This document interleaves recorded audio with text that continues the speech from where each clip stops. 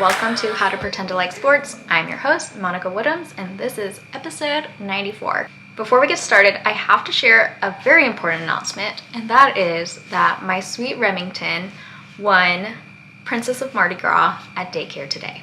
So, I am a very proud mother. I also wanted to mention that I'm really thankful for all of y'all's messages about last week's podcast episode and that you appreciated me kind of talking about a little bit more life than sports. And when I think about that, it really goes back to the core reason that I started this podcast, even when it was Influencer Girl Lifestyle Podcast.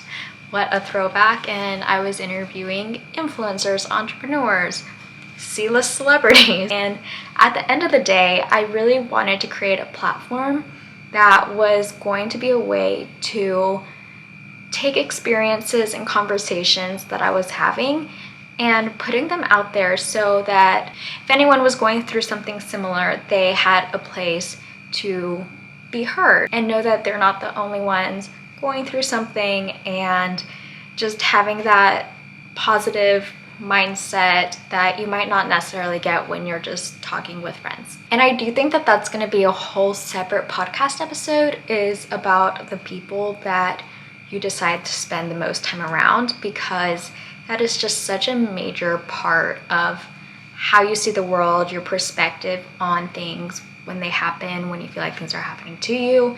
And having the right people that you're spending the most time with is just so crucial. I did a lot of work in my 20s to separate myself from any friendships that were not serving me. A lot of those negative, toxic, gossipy friendships I really cut out. And I was recently talking to a friend about how even if you do that consciously, but you still have to assess the relationships and where you're spending the time, especially with friendships, and if it's filling your cup or not. But that could be like a whole separate episode that I am more than happy to do if y'all want it. But today we are going to talk about sports for real, I promise. Over the weekend, I started watching Full Swing, which is the golf documentary on Netflix. And it starts out with Jordan Spieth and Justin Thomas, and it goes through their friendship. They're besties. They've golfed together against each other their whole lives. And so it really touches on how Jordan has had so much success. JT, Justin Thomas, he's had success, but just not at the same scale as Jordan Spieth. Halfway through, I was like, oh my gosh, I'm having all the flashbacks to high school and college. This is absolutely nuts. My high school and then went into college boyfriend, he was a really good golfer. He almost went pro. If I hadn't been like, I will only date you if you get a college degree. He was one of the top high school golfers at the time in Missouri. I think he won state when he was like a freshman in high school or something ridiculous like that. We would go to Mexico a lot and go on those golf courses, and it's funny, I never actually took golf lessons. I literally learned to golf when I was 17, 18. I think at one point I was just finally like, if I'm gonna be on the golf course, I wanna at least like do something and not just sit here, because God knows how many hours in my life I have spent in a golf cart. But finally I was just like, I am gonna get a set of golf clubs and at least I'm gonna hit the ball when I'm out there. And I didn't like teach myself golf, because when his coach would have like a few minutes, or like if Sean was working on a drill, he would kind of teach me some tips and tricks. So I learned that way, but I never had any sort of formal golf experience. And somehow, and I'm so grateful for this, that I can hold my own on a golf course. But if you follow me on TikTok, you've already heard this story. This show was unlocking all these memories, and one of the memories was we were going to Mexico. I think that's why I started the Mexico comment in the first place. But we were going to Mexico, and he had this putter. It's a Scotty Cameron. The only reason I know this brand of putter is because of this story, and it just like stuck in my brain so much. But basically, he loved this putter. I think he was kind of struggling with it though. So he decided to either write a letter to the putter, or he put like an article he had found but he packed it like so delicately with the putter for the trip to Mexico so that the putter could like marinate in that and like read it as if it was a human object, or a human, not an object. And it just was reminding me of all those like random superstitious type things that golfers talk about. It also reminded me one time, his sister was also a golfer, and she one time told me that I wasn't smart enough to golf or something along those lines, which was absolutely the most insane thing I've ever heard in my life. And I just remember just being like, this 13-year-old just said I'm not smart enough to golf.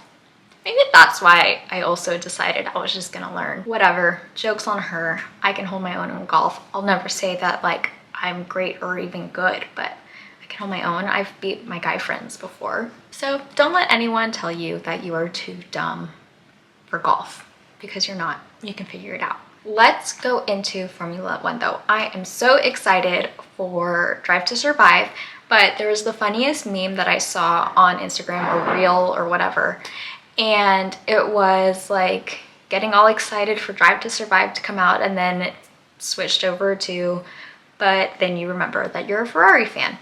And if you don't remember, or you didn't pay attention to F1 last year, Ferrari had a dumpster fire of a season. It was like they could not get out of their own way. They were just making stupid mistakes constantly. It was just such a hot mess. Like, they had a great car, great drivers, and just could not perform because of the decision making. Now, the principal for Ferrari did get let go, and there is a new principal this coming season for Ferrari. So it'll be really interesting to see how that shifts. The drivers are the same. The drivers are still Charles Leclerc and Carlos Sainz, but the principal is different. And it'll be exciting to see, and hopefully the change is a good thing. But what's going to be really interesting in Drive to Survive is how they documented that, the behind the scenes that we didn't know were happening when we were just watching the race. So very excited for that. When I was prepping for this episode though, I came across this article that said the FIA, which is like, it's basically like the league of Formula One. It would be the equivalent to the NFL or the MLB. So the article said FIA nets $27 million from 2023 F1 entry fees. And I thought this stood out because I was like, entry fees? And the way Formula One works is that the teams themselves have to pay an entry fee, and then the drivers have to pay fees for the points that they get. So this is where I was kind of like, wait, what? The article goes on to say the FIA has banked $26.7 million from collecting license fees from the 20 Formula One drivers and their teams. So the drivers and teams are charged a fee to participate in the World Championship based on their results the previous year, with a flat fee adding to a set amount per point scored. The way you compete for the World Championship is on a points-based system. So you get points for getting first, you get points for different podium positions, you get points for whatever different places. So what this is saying is that you have to pay a fee based off of how many points you get. Essentially, the better you perform, the more fees that you have to pay. In this article that I was reading from motorsport.com, they were saying $969,636 would be paid for Verstappen. He won the World Championship last year.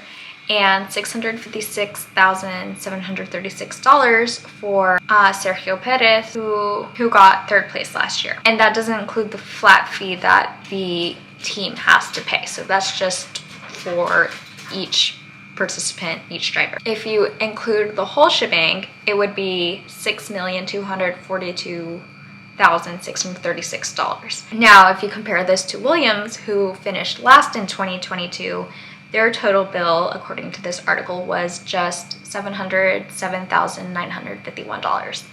So major difference there from the $700,000 to $6 million range. The other thing I thought was interesting was the fee per point is higher if you are the team that won. So for example, the fee per point in 2022 for Red Bull was $7,411, and they had 759 points.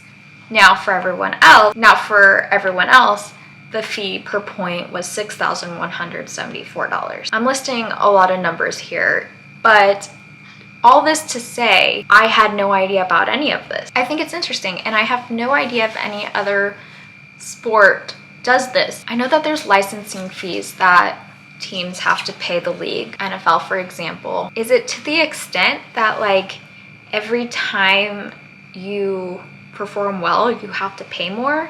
Because from what I understood, and this could totally be fact-checked and I could be wrong, but for each NFL game that you win, that team actually gets a payout from the NFL versus having to pay the NFL.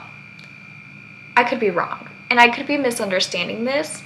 So if anyone wants to break it down with me further, gladly would appreciate that. But anyway, there are some changes now when it comes to the 2023 season. I broke out those changes on my Instagram. There's an Instagram reel, and it just has a list. There's 10 major changes, like the height of the car and different things like that that seem minor, but when they all add up, they really do impact the performance of the car or the safety of the driver. Every year, they really do make a huge effort to make safety improvements, which understandably so. As I mentioned, the Formula One season is upon us. Pre-season testing is this week, which coincides perfectly with the release of season 5 of Drive to Survive. Pre-season testing is 3 days, and this year it's taking place in Bahrain.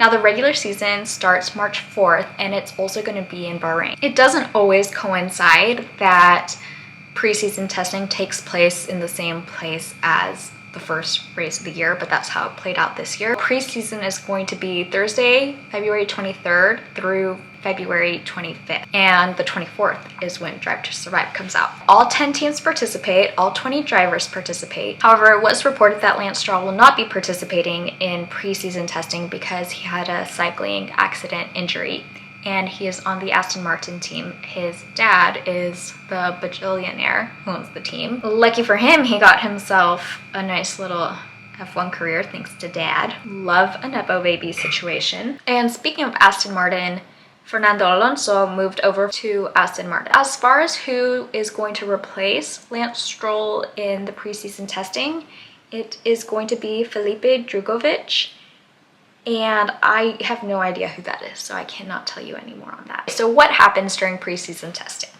Preseason testing is when they finally get the cars out and have the in real life experience. So while the car is being built throughout the year, they are testing the car in the whole simulation situation, the wind tunnel simulation, all of that. But it's never an in real life situation. It gets you close, but not as close as actual race day. Preseason testing is when they finally get to start collecting the data on how their cars are performing. It's not necessarily about the speed of the car, it's more about how the car's performance is. Another way to say that is they would rather have more laps than be the fastest car out there, because the more laps that they get, the more data that they are collecting. Another interesting little tidbit about this is that before 2020, you could actually like hide your car, so not all the teams could see exactly what's going on.